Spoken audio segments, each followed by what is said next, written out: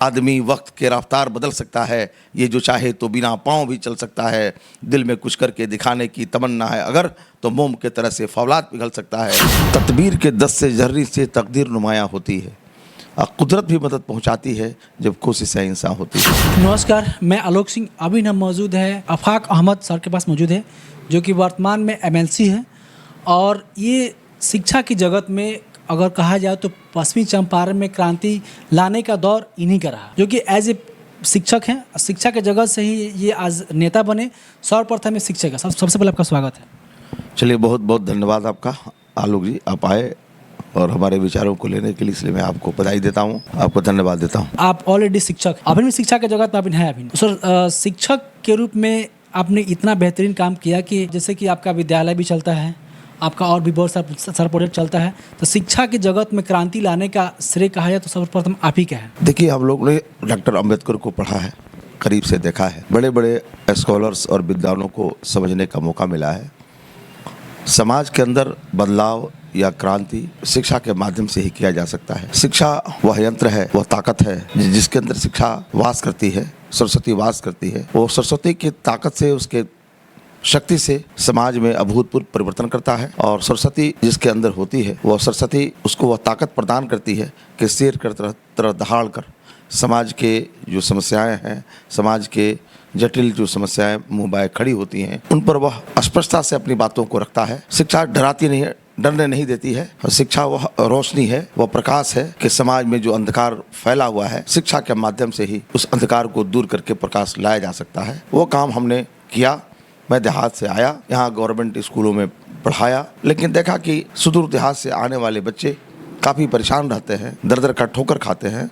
तो मैंने ऐसा महसूस किया कि उनके रहने के लिए, उनके पढ़ने के लिए, मध्यम वर्गीय बच्चे जो हैं, उनके विकास के लिए एक ऐसा व्यवस्था किया जाए कि सीमित संसाधन में उत्तम शिक्षा की व्यवस्था हो। उसके लिए हमने national public higher secondary school की स्थापना किया और उसके बुनियाद पर आज हजारों बच्चे शिक्षित हो रहे हैं। हमारे पढ़ाए हुए बच्चे हिंदुस्तान के कोने कोने में सरस्वती के माध्यम से समाज के अंदर प्रकाश फैला रहे हैं। इसलिए हम इस मामले में अपने आप को क्रांति तो नहीं कहते हैं, लेकिन हमारी जो जिम्मेदारी थी, समाज ने हमें जो जिम्मेदारी दी थी, चंपारण में क्रांति लाए। चंपारण में हमने एक कोशिश किया, क्रांति लाए, एक प्रयास किया।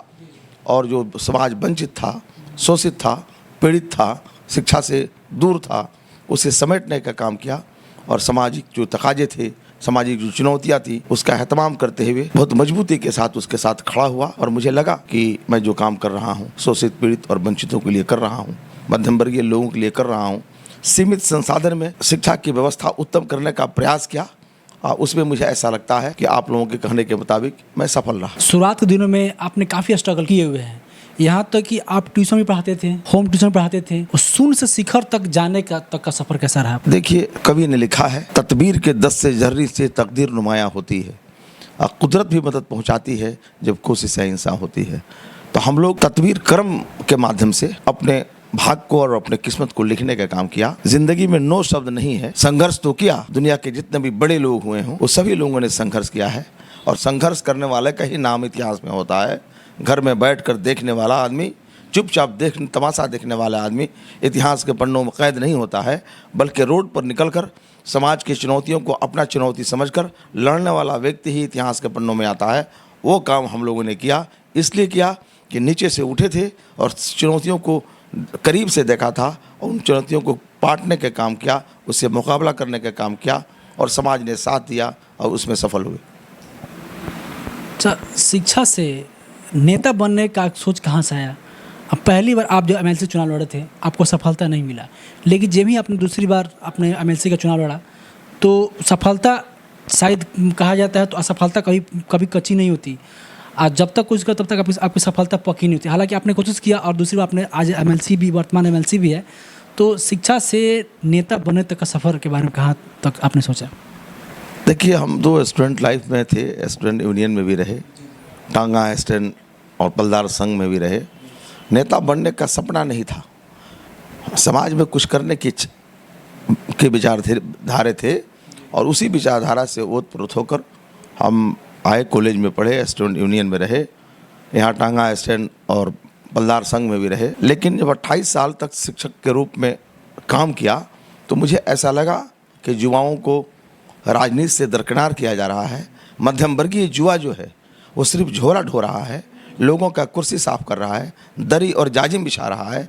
तो मुझे लगा कि किसी बड़े दल में जाना बहुत ज़रूरी नहीं है, बल्कि हम जनता से सीधा संवाद करें और कहें कि महात्मा गांधी ने लिखा है, महात्मा गांधी का ये देश है और ये समाज महात्मा गांधी को मानता है। महात्मा गांधी ने लिखा है कि हिंदुस्तान की आत्मा गांव में वास करती है। हिंदुस्तान गांवों का देश है। गांव में रहने वाले लोगों के चेहरे पर मुस्कान नहीं होगा, अंतिम व्यक्ति के चेहरे पर मुस्कान नहीं होगा, तब तक लोकतंत्र सफल नहीं हो सकता है। तो लोकतंत्र सफल होने के लिए आवश्यक है कि जो विधायिका है, कार्यपालिका है, न्यायपालिका है, उसके साथ समन्वय स्थापित हो। बड़े ही लोग राजनीति में जाते हैं। मेरे दिल में ये बात खटक रही थी कि सिर्फ बड़े लोग ही अगर राजनीति में जाएंगे तो छोटे लोगों के दर्दों को महसूस नहीं करेंगे, युवाओं की पीड़ा को समझेंगे नहीं। आज युवा बेरोजगार के दंश को झेल रहा है। तो मैंने ये महसूस किया, युवाओं को एक प्रेरणा देने के लिए मैं चुनाव लड़ा निर्दलीय, और चुनाव लड़ा, सभी युवा भी मिले, लोगों ने साथ भी दिया। मैं आंकड़ों से चुनाव हार गया, पहला हौसलों से नहीं हारा, आंकड़ों से हार गया, हौसला को जिंदा रखा। दोबारा प्रशांत किशोर जी आए, उन्होंने मुझे समर्थन दिया। आप समूह का मोहब्बत, आशीर्वाद, शफकत मुझे मिला, और गांधी का यह देश जो भारत है, जो भारत का संविधान इतना सुंदर और खूबसूरत है कि जब इस देश के अंदर कर्पूरी जैसा व्यक्ति बिहार का मुख्यमंत्री हो सकता है, लालू प्रसाद यादव जैसा चपरासी का भाई, जो चपरासी कैंट में रहने वाला आदमी बिहार का मुख्यमंत्री हो सकता है, इस देश में चाय बेचने वाला देश का प्रधानमंत्री हो सकता है, तो एक गरीब किसान का लड़का उस सदन का सदस्य या निम्न सदन का सदस्य क्यों नहीं हो सकता है। हमने बहुत मजबूती के साथ लड़ा, लोगों ने साथ दिया, और मैं आज उस सदन के सदस्य के रूप में अपने आप को प्रस्तुत किया। युवाओं को एक प्रेरणा दिया, गरीबों को एक विश्वास दिलाया कि तुम अगर संघर्ष करते हो, तुम अगर कर्मठता के साथ समाज के अंदर मेहनत करते हो, तो समाज में आज भी वह चीज़ जिंदा है।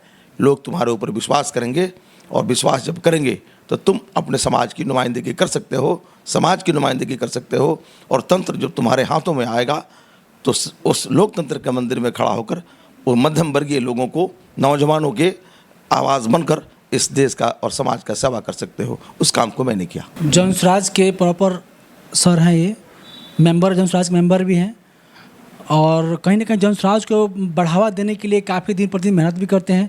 अच्छा, अभी बिहार में चुनाव होने जा रहा है, विधानसभा चुनाव होने जा रहा है, तो क्या लगता है कि बिहार में बदलाव क्यों जरूरी है? क्या लगता है कि बिहार में जनसुराज सरकार बना पाएगी? देखिए, अब सबसे पहले आपने एक सवाल किया कि बिहार में बदलाव जरूरी क्यों है। बदलाव इसलिए ज़रूरी है कि युवा रोड पर वो आ रहा है, युवा पलायन कर रहा है।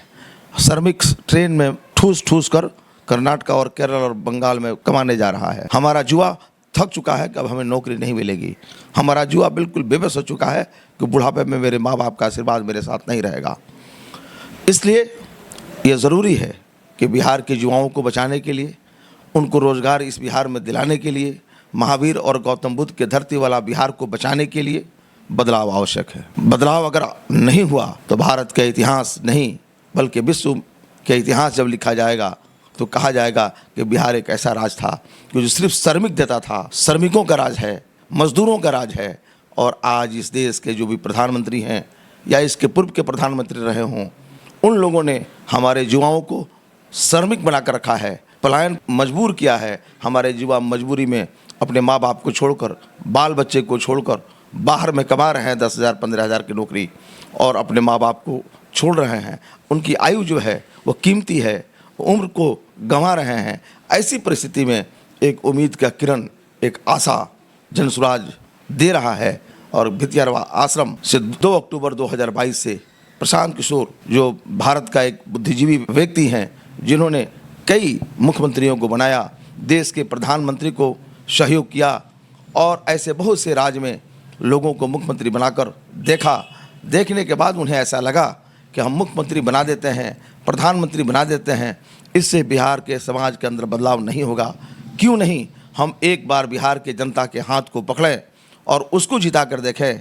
अगर वह जीत जाता है तो जनता का सुंदर राज स्थापित होगा, और नौजवानों का वह सपना, जो शिक्षा व्यवस्था जो पूर्ण रूप से ध्वस्त हो चुका है, रोजगार शून्य हो गया है, इससे लड़ने के लिए जब जनता का सुंदर राज स्थापित होगा तो व्यवस्थाएं बदलेंगी और रोजी रोजगार की अवसर इसी बिहार में लोगों को दिया जाएगा। नौजवान अपने माता पिता के साथ, अपने परिवार के साथ इसी बिहार में रहेगा। इस विचारधारा से प्रशांत किशोर आते हैं और हमें उम्मीद है, आपको विश्वास दिलाते हैं, आपके चैनल से तमाम नौजवानों को विश्वास दिलाते हैं कि प्रशांत किशोर वह व्यक्ति है जिसके चेहरे पर भारत का खूबसूरत मानचित्र अंकित है। वो समाज के अंदर किसी जाति के दृष्टिकोण से नहीं आया है, बिहार को बदलने के लिए आया है। मैं जनता से अपील करता हूँ कि जनता किसी भी जाति का हो, किसी भी धर्म का हो, वो जब जनता यहाँ है तो किसी न किसी जाति की होगी, किसी न किसी धर्म से बिलोंग करता होगा। लेकिन बिहार एक ऐसा राज्य है, यह देश एक ऐसा देश है जिसका अपना कोई धर्म नहीं है, बल्कि इस देश के अंदर रहने वाले जितने भी लोग हैं उनका अपना अपना अलग अलग धर्म है और सभी को अपना धर्म मानने का अधिकार है, सबको जीने का अधिकार है। हम लोगों से अपील करना चाहते हैं कि अगर एक बार कोई व्यक्ति इस बिहार के सरजमीन पर आया है और आपसे निवेदन कर रहा है कि एक बार आप प्लान के नाम पर वोट दीजिए, बेरोजगारी के नाम पर वोट दीजिए, अपने बच्चों के शिक्षा के मजबूत व्यवस्था के लिए वोट दीजिए, समाज में फैली हुई अराजकता है उसको दूर करने के लिए वोट दीजिए और सत्ता जो चंद लोगों के हाथों में निहित है उससे मुक्त कराया जाए, इसके लिए वोट दीजिए। तो मैं अपील करना चाहता हूँ युवाओं से, लोगों से, बिहार की जनता से कि एक बार देखिए, विश्वास कीजिए प्रशांत किशोर पर। हमें लगता है कि यह वह आदमी है कि एक कवि ने लिखा है कि आदमी वक्त के रफ्तार बदल सकता है, ये जो चाहे तो बिना पाँव भी चल सकता है, दिल में कुछ करके दिखाने की तमन्ना है अगर तो मोम के तरह से फौलाद पिघल सकता है। लोग ये कहा करते हैं कि हाँ जातीय समीकरण बहुत जटिल है, लेकिन मैं आपको बिल्कुल स्पष्ट तौर पर कहना चाहता हूँ, हम लोगों ने 77 को देखा है, हमने 2010 को भी देखा है। नीतीश कुमार ने जब काम किया 2005 से लेकर 10 के बीच में तो जनबल के आगे सारा समीकरण ध्वस्त हो गया, लेकिन जब बिगड़ गया तो आज बिगड़ा हुआ माहौल है। ऐसे बिगड़े हुए माहौल में देश का एक बुद्धिजीवी, देश का एक इंटेलेक्चुअल, एक दानिश्वर इस जनता का एक पार्टी बनाई है, उस पार्टी का नाम है जन सुराज।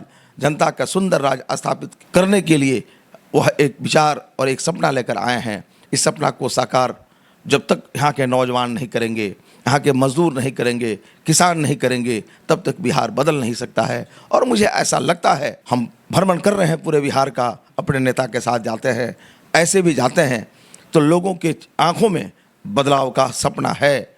वह बदलाव निश्चित है और 2025 में ही संभव है।